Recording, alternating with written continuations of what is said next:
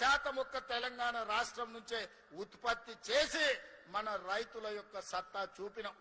ఆ ఎల్ల ఏ ఊర్లో ఏ రైతు ఒడ్లు పండించినా ఇది కాళేశ్వరం నీలే అని కూలేశ్వరరావు చెప్పేటోడు.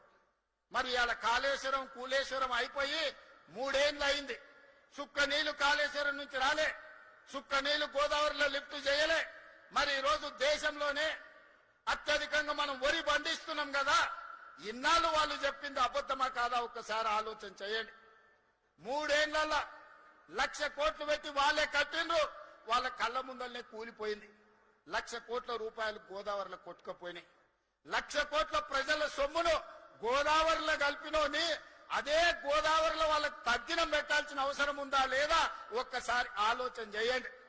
నిన్నమనైనా తాటి చెట్టు లెక్క పెరిగిండు. ఎందుకంటే మనకు ఈ ప్రాంతంలో నల్గొండల, భువనగిరిలా లేకపోతే ఇబ్రాహీంపట్నంలో తాటి చెట్లు ఎక్కువ ఉంటాయి. తాటి చెట్టు ఇట్లా పెరుగుతుంది. తాటి చెట్టు ఎంత పెరిగితే తెలివి ఎక్కువ ఉన్నదని ఆయన అనుకుంటుండు. ప్రాజెక్టులు ఎట్లా కట్టాలో, లిఫ్టులు ఎట్లా మెయింటైన్ చేయాలో ఆయన మనకు లెటర్లు రాస్తున్నారు. నీ ముఖం 10 ఏళ్ళు నువ్వు అట్లా ఏడ్చినందుకే అది కాళేశ్వరం కాస్త కూలేశ్వరం అయింది. నీ సలహాలు తీసుకుంటే ఇల్లు వీకి పందిరేసుకున్నట్టే ఉంటది. వెనకటికేవాడు చదువుకోక ముందు కాకరకాయ అన్నాడంట. ఈయనలాకటోడు తాటి చెట్టు అంత ఉన్నోడు చదువుకున్నాక ఇది కాకరకాయ కాదు కీకరకాయ అని చెప్పిండంట. తెలివి ఎక్కువై ఇవాళ హరీష్ రావు గారి సూచనలు కూడా గట్లనే ఉన్నాయి మనకు. అందుకే అయ్యా హరీష్ రావు గారు, నీ దిక్కుమాలిన సలహాలు నీ మామకిస్తే నీ మామ నడువులు ఇరిగి ఫామ్ హౌస్ లో వండుకున్నాడు. ఇక నీ దిక్కుమాలిన సలహాలు మాకు తక్కువైనాయా? అందుకే నోరు మూసుకొని ఉండమని చెప్తున్నా. నువ్వు ఉండకపోయినా 94 నుంచి 2004 వరకు తెలుగుదేశం పార్టీ అధికారంలో ఉన్నది. 2004 నుంచి 2014 వరకు కాంగ్రెస్ పార్టీ వైఎస్ఆర్ 2 సార్లు ముఖ్యమంత్రి అయింది.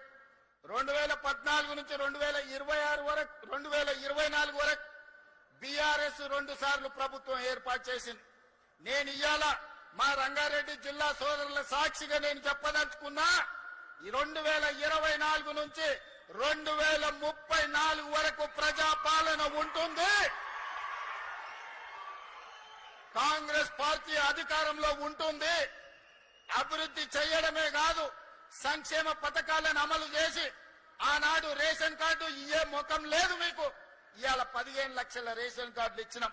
రంగన్న ఇప్పుడే చెప్తుడు, ఓ ఊర్లో వెళ్ళి రేషన్ కార్డులు ఎవరికైనా లేవా అంటే అందరూ ఉన్నాయని చేతులు ఎత్తిరట. ఇవాళ రాష్ట్రంలో రేషన్ కార్డు లేనోడే లేడు. ఎవరున్నా రేషన్ కార్డులు ఇచ్చినాం. 3,28,00,000 తెలంగాణ బిడ్డలకు సన్న బియ్యం 6 కిలోల లెక్కన ఇవాళ తెలంగాణ ప్రజలకు ఇచ్చినాం. 200 యూనిట్లు ఉచిత విద్యుత్ ఇంటికి ఇచ్చినాం. 24 గంటలు వ్యవసాయానికి ఉచిత విద్యుత్ ఇచ్చినాం. 4.5 లక్షల ఇందిరమ్మ ఇండ్లు ఇచ్చినాం. మొన్ననే 1,25,000 ఇండ్లు ప్రారంభోత్సవం చేసుకున్నాం. మళ్ళొక్క 2.5 లక్షలు గ్రామీణ ప్రాంతాలలో, ఇంకొక 1,00,000 హైదరాబాద్ నగరంలో శ్రీనివాస్ రెడ్డి గారు ప్రకటన చేశారు. అంటే దాదాపుగా 8 లక్షల ఇండ్లు ఇవాళ మనం మంజూరు చేసినాం. పేదోళ్లను ఆత్మ గౌరవం పెంచడానికి ఇవాళ ఇందిరమ్మ ఇండ్లను మనము నిర్మించి పేదలకు ఇస్తున్నాం. రైతు రుణమాఫీ 20,616 కోట్ల రూపాయలు 25 లక్షల మంది రైతులకు చేసినాం. ఇప్పటి వరకు రైతు భరోసా కింద 27,000 కోట్ల రూపాయలు రైతుల ఖాతాలో వేయడం జరిగింది. ఆడబిడ్డలకు ఈ రోజు 0 వడ్డీతో 60,000 కోట్ల రూపాయల బ్యాంకు లింకేజ్ ఇచ్చినాం. ఆడబిడ్డలకు 1000 ఆర్టీసీ బస్సుల యజమానులను చేసినాం. ఆడబిడ్డలకు మహాలక్ష్మి పథకం కింద 10,000 కోట్ల రూపాయలు ఉచిత బస్సు ప్రయాణానికి ఈ రోజు ప్రభుత్వం నిధులు చెల్లించింది. ఈ రకంగా చెప్పుకుంటూ వెళ్తే నిరుద్యోగ యువకులకు 67,716 ప్రభుత్వ ఉద్యోగాలు ఇచ్చినాం. రాబోయే రోజుల్లో మిగతా ఉద్యోగ ఖాళీలను కూడా భర్తీ చేస్తున్నాం.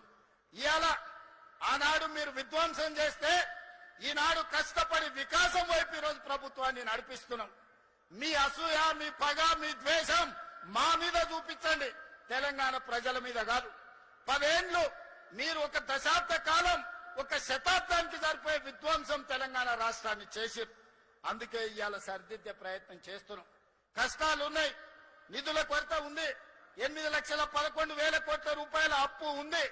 అయినా ధైర్యం కోల్పోకుండా, వయసు చిన్నదైనా బాధ్యత పెద్దది, తెలంగాణ ప్రజలు నమ్మకం విశ్వాసంతో ఈ బాధ్యత అప్పచెప్పింది కాబట్టి రోజుకు 18 గంటలు కష్టపడి ఈ సమస్యల్ని పరిష్కరించే ప్రయత్నం చేస్తున్నా. మిత్రులారా, మీరందరూ కూడా నాలాకనే వ్యవసాయ కుటుంబం నుంచి మధ్య తరగతి నుంచి వచ్చిన వాళ్ళే కదా. సమస్యలు వస్తే పారిపోతామా? సమస్యలు చూసి ఆత్మహత్య చేసుకుంటామా? లేకపోతే నిలబడి కొట్లాడి సమస్యల్ని పరిష్కరించుకుంటామా? కొంత కష్టమైనా కొంత నష్టమైనా కొన్నిసార్లు ఆవేదన కలిగినా బాధ కలిగినా ఈ సమస్యల్ని పరిష్కరించుకునే బాధ్యత మనది. అందుకే ఈనాడు మీ సోదరుడిగా మీరు అండగా నిలబడ్డారు. మీరు ఇచ్చిన ధైర్యంతో ఫామ్ హౌస్ లో వండుకున్న కేడీతోనైనా ఢిల్లీలో ఉండే మోడీతోడైనా కొట్లాడడా. For more interesting updates,